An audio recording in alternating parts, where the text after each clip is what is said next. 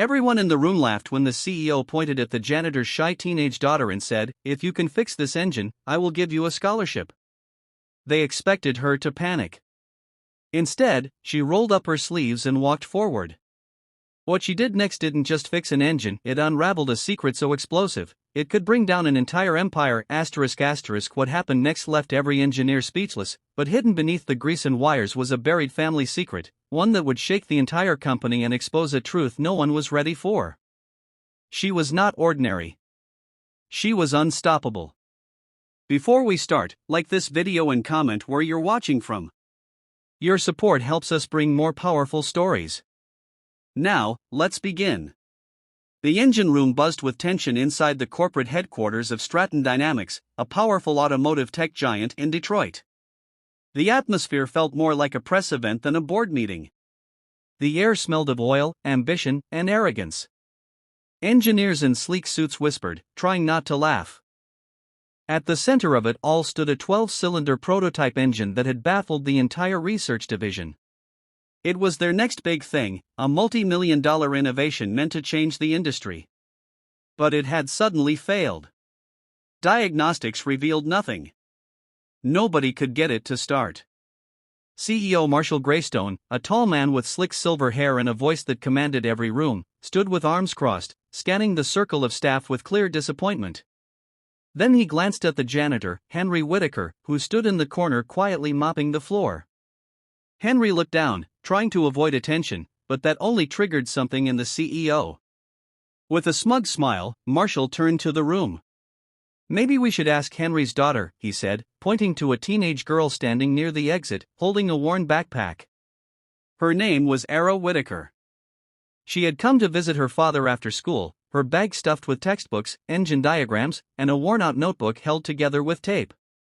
She blinked, unsure if she had heard correctly. Marshall chuckled. "Go on, kid. If you can fix it, I might just fund your college." Everyone laughed, but Era did not laugh. She looked at her father. Henry tried to shake his head slightly, but she stepped forward. Her eyes were calm, but her voice shook slightly as she asked, "Can I touch it?" "Go ahead," Marshall smirked. "Be my guest." Phones were out. Some of the engineers began recording, expecting a moment of embarrassment they could share over drinks later. But as Era stepped closer to the engine, something strange happened. Her hands stopped trembling. She dropped her backpack to the floor with a soft thud. Then she opened it and pulled out her notebook. She flipped to a page filled with complex diagrams and notes that made even a few of the engineers blink in confusion. "Where did she get that?" one whispered. "That is the same design we developed 6 months ago," another murmured. She studied the engine for a full minute. Then she got to work. Her fingers moved like they had done this 100 times before. She loosened a casing, removed a panel, checked a tiny overlooked capacitor buried deep in the control housing, and replaced it with a component from her own bag. "She carries components," someone muttered. "That is not just some janitor's daughter," another added, eyes narrowing. Era stepped back. "Try it now," she said quietly. The lead technician, still half smirking, pressed the ignition button. The engine roared to life, perfectly, smoothly, flawlessly. The room fell silent. Marshall's face turned pale, but no one noticed Era's hands shaking again, this time from something deeper than nerves. The secret she had buried was rising fast, and there would be no way to hide it much longer. Silence collapsed over the room like a wave. The engine's hum echoed through the cold steel walls, and no one dared to speak. For a full 10 seconds, the sound of Stratton Dynamics' most advanced power unit running flawlessly after weeks of failure filled the space with disbelief. Era stepped back, wiping grease from her fingers with the sleeve of her hoodie. Her hands were still shaking, but not from nerves. She had just opened the door to something she had tried her whole life to keep hidden. CEO Marshall Greystone stared at the engine, his jaw clenched so tight that his temples pulsed. He did not look at Era yet. He was trying to process what just happened. The girl he had mocked had just solved what his best engineers could not, and she had done it in under 2 minutes. A slow clap started in the back from a young technician who had tears in his eyes. Then another followed, but it was not applause of celebration. It was awe, confusion, and fear all tangled together. Marshall raised a hand, stopping the clapping. "Who are you?" he asked, his voice more cautious now.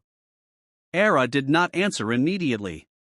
She looked at her father, Henry, who stood frozen, mop still in hand, eyes wide with fear and something else, pain. She looked back at the CEO. "I am just someone who loves engines," she said. A few engineers stepped forward, eager to speak. One of them, a woman named Donna, asked, "That design in your notebook, how did you get that?" "That was a confidential model." Era hesitated. Her voice dropped. "I drew it." Laughter broke out again, this time nervous, uneven, almost desperate. "You expect us to believe that you reverse engineered a prototype that cost $4 million to develop?" another man asked. "I did not reverse engineer it," Era replied, opening her notebook again and showing another page. "I designed it. This one is better." Marshall's face turned red. He snatched the notebook and flipped through the pages. Equations, electrical schematics, fluid dynamics models, pages and pages of intricate original engineering work annotated in blue ink with dates going back 3 years. "You designed this engine when you were 13, he asked, his voice low. "I never said I designed that engine," Era corrected. "I said I designed mine. Yours copied it." A loud gasp rippled through the room. Henry stepped forward, placing a hand on his daughter's shoulder. "We should go," he whispered. "No," Marshall said sharply. "You are not leaving." Era looked him in the eye. "Are you detaining us?" Marshall stepped back, realizing the implication. His ego battled with his instincts. "Of course not, but we need to talk." Henry's voice trembled. "No, you need to listen." Marshall froze. "Years ago," Henry began, "there was a woman who worked here, a genius. She was my wife, Era's mother. Her name was Maren Whitaker." Marshall's eyes widened. "She designed the first version of this engine. Long before your team took credit for it," Henry said. "And when she found out they were stealing her work, she tried to expose them. The next week, she disappeared in a lab accident. But I never believed that story. I took the only thing left of her, our daughter, and ran." The engine's hum continued, but everything else in the room was dead silent. A pin could have dropped in that room and echoed like thunder. Every breath hung heavy in the air, every heartbeat deafening. Era stood beside her father, her hands balled into fists. Her voice had not trembled. Her eyes had not flinched. But inside her chest, a storm raged, a mix of anger, fear, and long-buried sorrow that had finally cracked through the surface. Marshall Greystone stared as if he had seen a ghost. The name Maren Whitaker had not passed through anyone's lips in nearly 15 years. Not because she was forgotten, but because everyone had been told to forget. The official story was sealed. The files were classified. The accident had been written off. The body never recovered. But what haunted Marshall more than anything was not just that Era's mother had once worked at Stratton Dynamics. It was that she had been better than everyone else there, smarter, faster, dangerous. Donna, the engineer, stepped closer to Era and spoke quietly. "You are her daughter?" Era nodded once. Another voice whispered from the back. "I remember her. She taught one of my first training seminars. She could design propulsion systems in her head like she was playing music." Marshall's grip on the notebook tightened. His voice returned, edged with disbelief and something more bitter. "Why come back now? Why expose this here?" Era stepped forward. "I never planned to. I did not even want to be here. You made it a joke. You asked me to fix something your engineers could not. So, I did. But now that I am standing here, I will not walk away from the truth again." Henry placed his hand on her shoulder, but she gently moved it aside. "You see, I used to think silence protected people," she continued. "But silence is what let her die. And if there is even one person in this room who remembers her, who wondered what really happened, then I need them to hear it. A senior engineer named Leonard, with gray in his beard and guilt in his eyes, slowly raised his hand. I was here when it happened. I saw the files get pulled. I saw her research rerouted. I never spoke up. And you were not the only one, Henry said sharply. I cleaned the labs. I heard the whispers.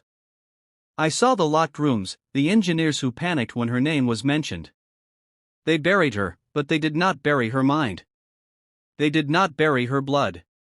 They did not bury this. He motioned toward Era.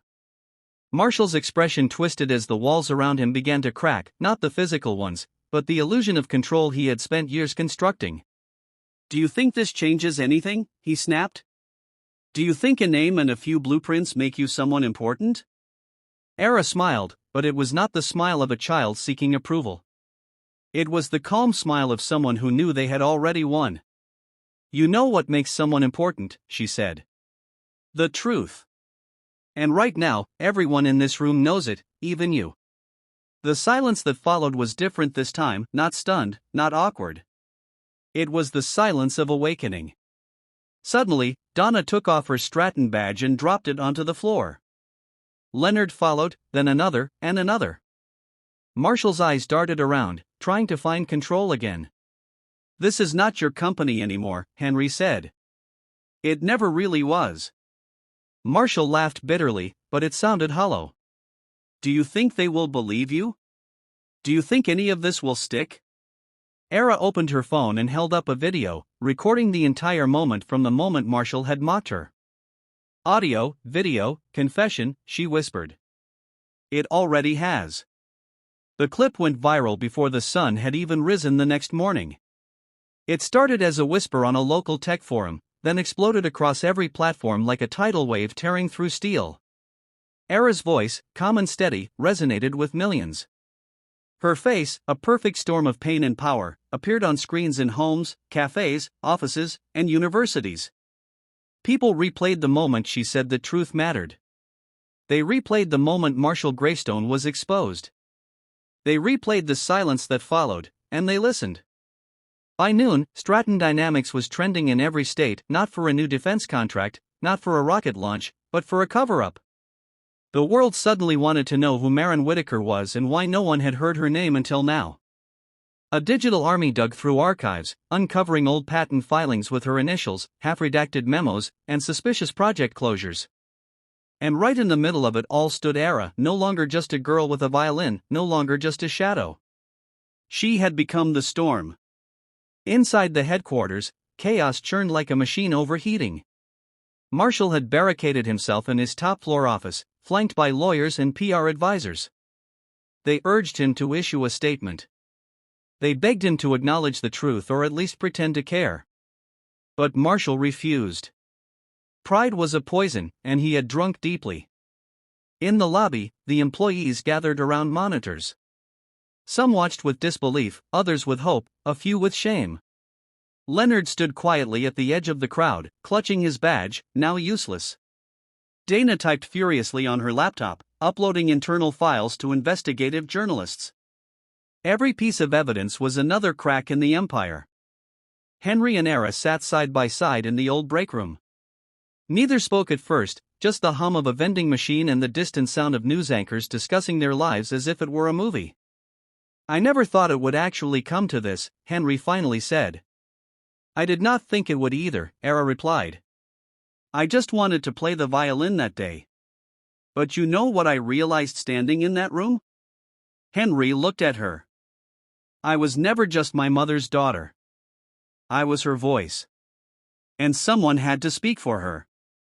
He nodded slowly, emotion rising in his throat. Suddenly, a knock echoed down the hallway. It was firm, sharp, almost ceremonial. A group of federal agents stepped into the main atrium wearing navy jackets with gold lettering. They did not say a word to the staff. They went straight to the elevator. No one tried to stop them. The entire company watched in stunned silence as the doors closed behind them, rising to the executive floor. 20 minutes later, Marshall Greystone was led out in handcuffs. The moment his face appeared on every screen across the building, a spontaneous cheer erupted. Some clapped, others cried, but most simply stood in awe. The man who ruled through silence had been silenced.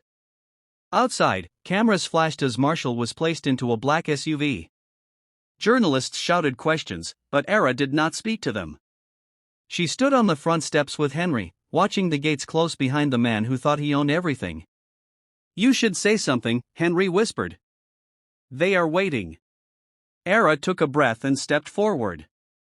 "My mother gave her life to build something beautiful," she said. Others tried to bury it, but truth cannot stay buried forever. It rises. Even if it takes years, even if it takes her daughter. And in that moment, it was not about revenge. It was about something far more powerful. Justice. Era stood outside the Stratton Dynamics building as if the world itself had shifted beneath her feet. The sun glared overhead, casting long shadows across the courtyard where employees and reporters had gathered. But even in the chaos, there was a strange, almost sacred stillness around her. It was the kind of silence that followed storms, not empty, but filled with awe. Yet inside her, a different storm brewed. A limousine rolled up to the curb. Its windows were tinted darker than obsidian, and the crowd instinctively parted. No one knew who was inside, but something about the vehicle demanded respect. The driver stepped out, tall and suited, then quickly opened the rear door. Out stepped a woman. She was tall in a sleek emerald coat that shimmered in the light. Her hair was silver, but her posture was iron. Her eyes scanned the crowd until they landed on Era and softened. It was Olivia Whitaker, Era's grandmother, Marin's mother, the matriarch who had spent years in silence, grieving the loss of a daughter and believing justice would never come. "Era," she said, her voice trembling. Era turned. For a moment, the world fell away. They had never met before, only letters, only distant memories shared by others. But in that instant, blood recognized blood. "I kept everything," Olivia whispered, tears rising. "Every article, every photograph, every note your mother wrote. I was waiting for this day, even if I never believed it would come." Era took her hand and felt decades of pain flow between their fingers like current. For the first time, she was not standing alone. She was standing with legacy. Behind them, a man stepped forward. He wore a crisp suit, though his demeanor was more humble than corporate. He introduced himself as Calvin Rohr, the acting head of the Department of Scientific Ethics, a new division created in the wake of the Stratton scandal. He offered a folder. "What is this?" Era asked. "Justice," he said. "An opportunity." Inside was a letter signed by multiple senators. It stated that a new initiative would be launched, the Whitaker Program, a federal project to fund, support, and protect young inventors from marginalized communities, and the opening of a national research center. The top name on the advisory board, Era Whitaker. Tears filled her eyes, not because of the offer, but because of what it meant. Her mother's work would not vanish. It would not rot in the hands of thieves. It would rise. That night, Era stood on a quiet stage inside a small community center near the same hotel where it had all begun. Children sat with wide eyes as she lifted her violin. The lights dimmed, and a hush fell. Then came the first note. It was soft, fragile, but within seconds it grew, rich and soaring, filling every corner of the room. It was not just music. It was memory. It was truth. It was every step her mother had taken. Every injustice, every victory, every tear. And when she finished, no one clapped. They simply sat in silence, breathless, transformed. Outside, a billboard lit up above the city skyline. It showed a single image, a mother and daughter standing side by side.